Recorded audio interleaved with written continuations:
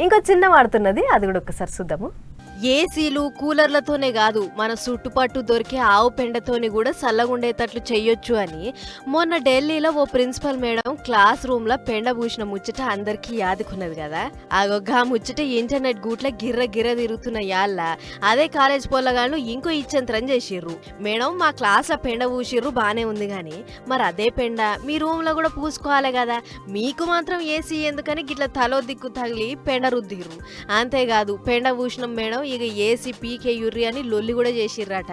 దీంతో నేనేదో సబ్జెక్టు ప్రయోగం కోసం అని చేస్తే మీరది నిజం అనుకుర్రా అని కవర్ డ్రైవ్ ఆడబోయింది. మళ్ళా ఈ ముచ్చట ఎప్పుడు పొట్టు పొట్టు తిరుగుతుంది.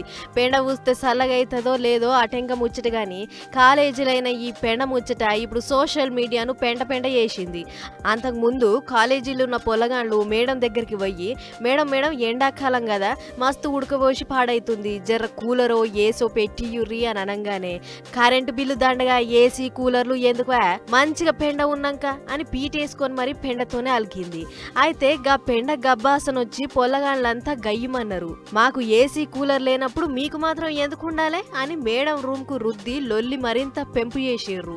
చూడాలి మరి ఇప్పటికైనా లొల్లి చల్లబడుతుందో లేదు.